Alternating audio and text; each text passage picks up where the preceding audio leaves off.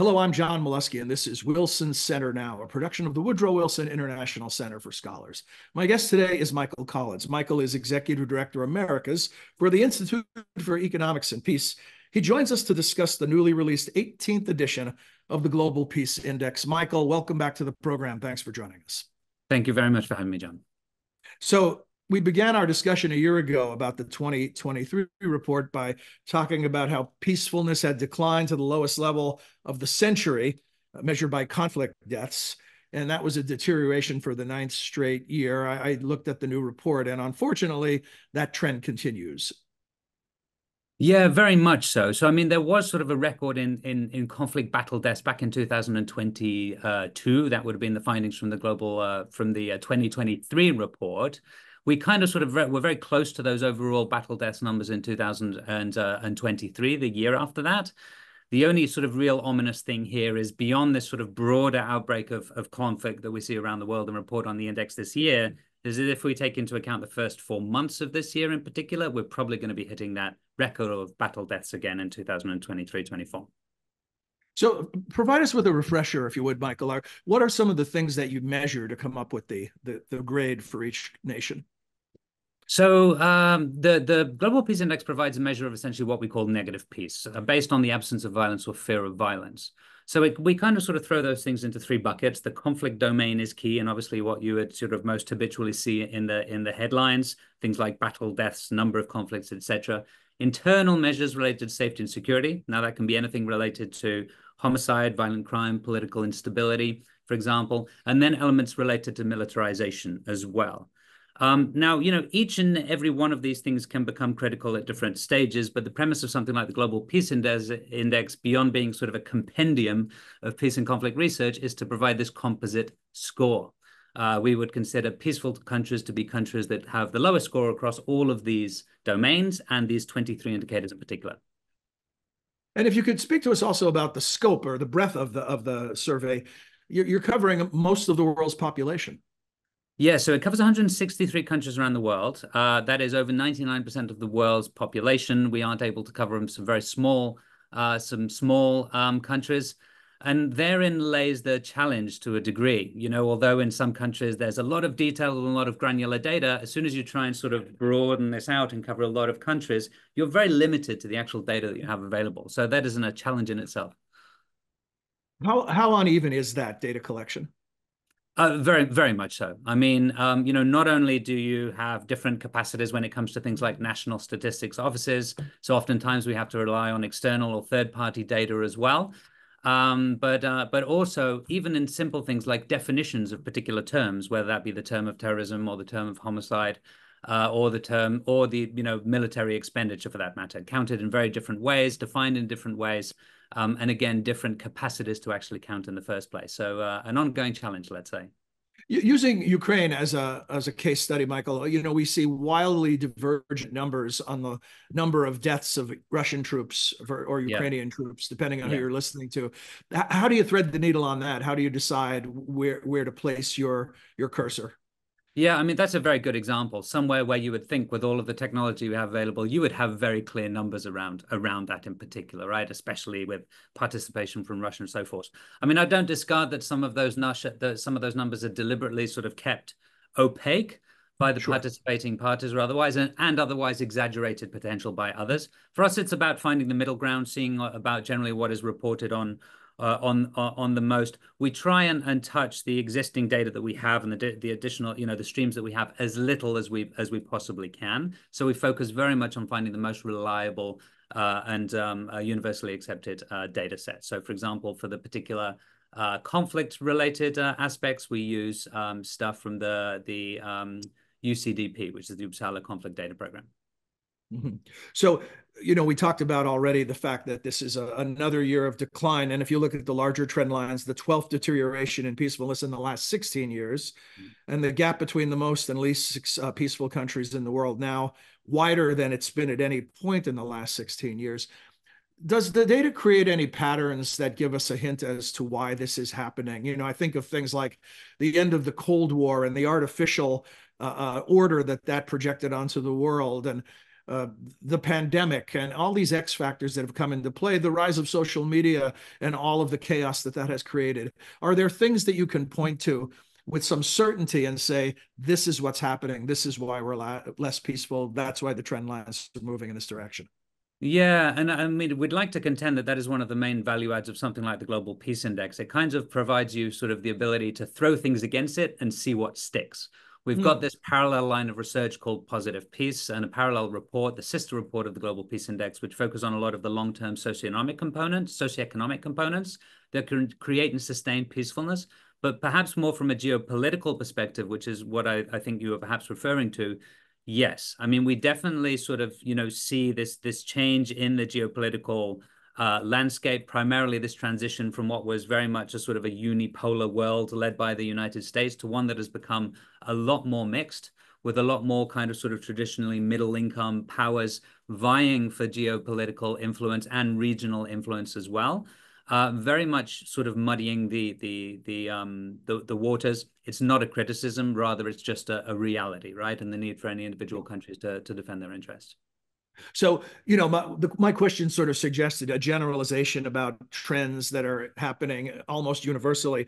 But I Yeah. know your positive peace approach looks at each individual country and looks at things like the strengths of institutions. Dig a little deeper on that. Tell us what this positive peace formula looks like, and what are the measures that indicate whether a country is less stable or more stable. Yeah, delighted to, John. But actually, I'd perhaps like to first go back to that question that you asked about those overall trends, because there's a couple of interesting Sure. dynamics, specifically related to the conflict element there. Yes, we have reported and we continue to see this gradual increase of conflict around the world. Currently conflicts in over 56 countries around the world. Over 92 countries participated last year in an external conflict. In other words, participated in a conflict in another country, either in direct support of the government or alternatively the non-state actor vying for power. We have generally, over the last years, seen improvements in this middle domain, the safety and security domain, but as a trend, also a slight deterioration over that time. Those two trends have deteriorated. That third sort of domain on militarization, historically for the last 15 years had actually been improving, right? Countries have become less and less militarized. That is definitely a trend that we have seen has paused and is very much reversing over these last couple of years. Very much in response to the overall increase in conflict, of course, but it is a distinct departure from what we had seen prior as a trend. Every single militarization domain deteriorated in the Global Peace Index last year. Over 100 countries became more militarized. 23 out of the 36 European countries increased military expenditure, and a lot of other countries to boot. Touching very quickly on the positive peace, and again, very happy to, of course, sort of delve into that, although perhaps surprisingly, we didn't talk a lot about it in the Global Peace Index this year. We run a lot of statistical analysis to be able to better understand what creates sustained peacefulness. And to your point, well-functioning government and the effectiveness of institutions is critical to that. In many ways, the findings from the Global Peace Index in terms of listing of countries mirrors that what we would see on positive peace. But there's a few interesting dynamics. So a particular country could have what we call a positive peace deficit. You're forcing me to pick on a country here. Let's say Equatorial Guinea. So Equatorial Guinea is currently ranked from memory somewhere around the mid-table of the Global Peace Index, but it has a positive peace deficit. All of the socioeconomic and attitudinal cultural factors currently in Equatorial Guinea have been deteriorating over the last few years, and it's ranked in the Positive Peace Report significantly lower than it is in the Global Peace Index, indicating a deterioration in peacefulness in future. 80% of the countries that had positive peace deficit in 2009 have deteriorated significantly in peacefulness since. So going back, I want to go back to the militarization increase that you described. Is that largely driven by technology? In other words, I see some indication in the report that in some cases, the number of soldiers has declined, but the number of drones has increased. Is this a technological phenomenon?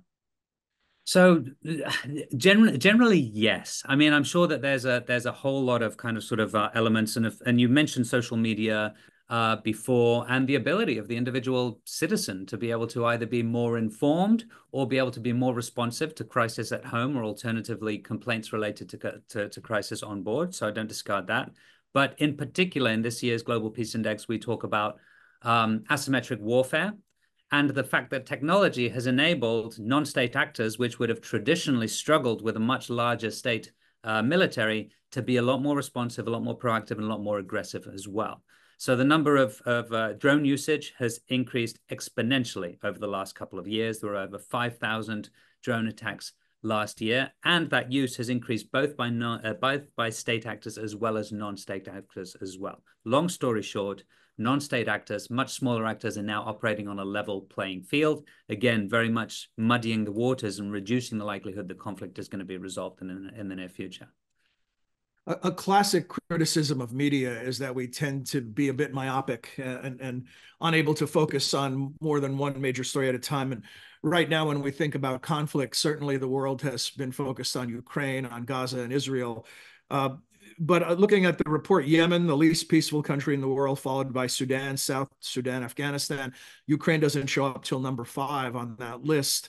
I think there's a real value in your report in reminding people that there are conflicts happening that are under the radar as it relates to press coverage. Yes, absolutely. And, you know, the Global Peace Index is great because it provides us the hook to be able to talk about peace. But of course, everyone has this tendency to go to where the major conflict is. And that's fine, too. That definitely serves a purpose. But to your point, John, absolutely. A lot of forgotten conflicts out there, a lot of unresolved conflicts. Mali, you know, Colombia, Niger, Nigeria, Burkina Faso, now the epicenter of terrorism worldwide, for example. Even things that we wouldn't have naturally thought of as countries in conflict, such as the case of Mexico and Brazil, for example, right? The violence as it pertains to, fights between the state and criminal gangs, or criminal gangs between each other, also is so large that they actually account for conflict as well. Yeah, and you mentioned Mexico. I mean, relatively speaking, North America is still relatively peaceful, but it also recorded the largest average deterioration of any of the regions. That jumped out at me as a surprising finding. Yeah, so actually, I mean, all regions deteriorated in the Global Peace Index last year by 1. Perhaps surprisingly, Russia and Eurasia improved. That's the name of the region rather than the country. So just to clarify, both Russia and Ukraine deteriorated in peacefulness.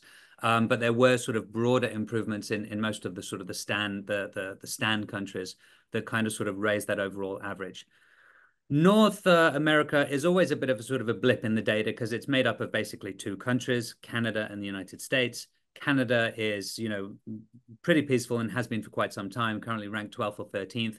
The United States doesn't do as favorably in the Global Peace Index, but both of these countries deteriorated in peacefulness last year, primarily due to perceptions of criminality. Let's look at the flip side. Europe, the most peaceful region in the world, home to 8 of the 10 most peaceful countries, Norway at the top of that list. What is it about Europe that makes it so? And I mean, if you look at the news, we've seen lots of problems, whether it's the migration crisis, whether it's the threat posed by Russia's invasion of Ukraine to NATO, and yet it remains the most peaceful region, generally speaking, on the planet. Yeah, I mean, a couple of nuances there, John. Number one, I've noted, and this is perhaps a bit more of a personal reflection, that the Scandinavian countries are perhaps not performing as well as they once had in something like the Global Peace Index, with the obvious exceptions. And also with the existing indicators, if you'd taken Europe back in the Second World War, obviously it would have been one of the least peaceful regions in the world. So hopefully this serves as a bit of a testament that we're not looking at this from sort of a moral or an ethical perspective, rather a very practical one. I'd say peace. Excuse me, I'm sorry. Didn't mean yeah, to no, step go ahead. Go ahead. No, please go continue. Well, I mean, the reason I'm making that point, I suppose, is that the peacefulness in Europe has been very hard fought. And perhaps there is still a very vivid memory of, what a world in conflict still looks like. Obviously, that applies to the United States as well to a degree. But I think that, there are a lot of elements that have kind of sort of contributed, and perhaps, including, the European idea and the European Union contributing to all of this, resilience that's critical to be able to sustain peace. So you're right, for example, about the migration crisis back in 2015, 2016. And we saw through the data, for example, an increase in violent demonstrations, an increase in political instability correlating with that sort of asylum crisis at the time. But nonetheless, Europe having these high measures of positive peace, high measures of resilience, was able to kind of sort of, withstand and adjust to that particular crisis. It by no means discards that in Europe or anywhere else in the future, but it does speak to some of that underlying resilience that's capable of creating and sustaining peace. I was involved, Michael, in a recent discussion on climate change, where one of the participants was making the point that we're living in a world that was built for a different climate, and that the climate has changed in a way where we're not even close to keeping up, whether it comes with building code strategies or coastal development, whatever the case may be. I'm wondering, one of the things that the report stresses is the nature of conflict and how it's changing. I'm wondering if we could apply a similar model to this. Are those who would promote peace and work toward peace, are they working on the right model, or have things changed so rapidly that the nature of conflict itself needs to be rethought before we even can begin applying attempts to create more peace? That Yes. was a kind of a convoluted question. I hope it makes sense. No, we can. I mean, I think there's two ways we can take it. Perhaps starting with sort of the climate change component. There's a parallel report, a similar report that we've been producing for 5 years now called the Ecological Threat Report. And that very much looks into changing ecological changes related to food security, water stress, rapid population growth as well as natural disasters. And of course, all of these can and often are exacerbated by climate change. Some of our most recent research really points to what we call these transition zones, right? And this can be places that have been traditionally, luscious and are now becoming arid, or alternatively, the opposite is also true. Countries that had been arid that are now becoming luscious. In either circumstance, you have this competition for resources that drives conflict. So we do see a very close correlation, and we very much make the case when this report comes around annually, that as and when we see more levels of ecological degradation, we do see an increase, can expect to see an increase in conflict. And therefore, to your second point, adaptation is absolutely key, especially in what we consider to be these transition zones. Whether we're behind the ball on the same question from a peace building perspective, evidently yes, I think so. Otherwise, we'd be responding in much better ways than just rearming ourselves to the teeth. So I definitely think that there needs to be, it's justified and it's logical, and there is a place and time for a very strong rule of law component. And dare say it is critical to then be able to establish the basis to create resilience. So I'm not discarding it in any way, but time and time again until today, we have failed in being able to sort of, take that next step and not end up, with the Afghanistan of not picking on Afghanistan, but perhaps picking on the opposite, which is our aim to try and create peace where we're using systems that wouldn't be applicable to the context. So when we think in terms of solutions or actionable ideas, what is your best hope as far as the utility of the index for people who are making decisions, policymakers? What do you think are the most powerful takeaways for them that they could actually act upon? We're delighted that people, in multilateral organizations and governments use our research, and we couldn't be more honored. We're delighted in particular that they use the Global Peace Index, but oftentimes by the time you're using the Global Peace Index to identify the next crisis, it's kind of too late. So we definitely like to leverage positive peace as a way to be able to enhance that conflict prevention window and to be able to help drive this narrative around the benefit of, integrated development programming with an eye to preventing conflict, leveraging data as feasible to be able to sort of generate that connection. Unfortunately, it continues to be unpopular until today. Number one, people have and must respond to ongoing crisis, of course. And number two, people are, when I say people, I mean everyone, institutions, bodies, and so on and so forth. Same challenges here in the United Nations in New York. It's very difficult to be able to garner consensus around, an investment in a country that is not currently in conflict, just because it may be in conflict sometime in the future. So you've been very kind to answer my questions based on my reading of the report. What haven't we talked about that you think is worth mentioning that is also in this year's index? So one of the things that we touch on is we're starting to leverage to the degree that we can artificial intelligence and machine learning. There's still a lot of questions from a data perspective. For example, sentiment analysis, although we use it to a degree, continues to be quite error prone in our view. But we are increasingly using machine learning productively. There's a specific section on militarization in this year's report. Overall, although we've seen a reduction in the number of armed services personnel, for example, one of the challenges, both in past material and material more broadly, is that the militarization capacity is always counted in terms of volume. How many soldiers do we have? How many airplanes do we have? How many naval vessels do we have? By using machine learning, we're better able to establish the difference in military capacity, the difference between a third and fourth generation aircraft, for example. So a couple of kind of sort of points related to that in the index. Number one, overall militarization capacity has increased over 10% over the last decade. Number two, the US seems to retain that overall margin in terms of military capacity. But perhaps not surprisingly, but certainly of note, is this rapid increase of military capacity of China, who is very much, still behind the US, but increasing military capacity very quickly. I want to ask you an under the hood question before we close, which the process is the 2024 or is the research in this year already underway for next year's index? Yes, it is. In fact, these kinds of briefings, these kinds of discussions and back and forth are absolutely critical to inform future reports, John. So I couldn't appreciate the opportunity more. It always helps us point the research to new areas. We already have a few ideas in place. We collect data all the way until basically March of next year to be able to produce the Global Peace Index. So I'd like to think that we're one of the people who can turn around that data within the shortest possible period. I mean, we have been doing it for over 15 years now. So, there's a sort of a certain streamlining there, but it is still very much a year-long effort that we start the moment that we finalize the previous report. It's like a political campaign. After the voting ends, you just start gearing up for the next round. You just start painting the bridge all over again. That's right. Well, it's a terrific tool. It's really useful, and I'm glad that we have this association between your organization and ours, so that we get an opportunity to talk about it. And look forward to doing so again in the future when the next index comes out. And keep, fingers crossed that there might be some positive trends in play as well. I can't wait to come to you with better news, John. Okay, well, thank you. Our guest has been Mike. Oh, I should also, just for the sake of those watching and listening, where can they find the index?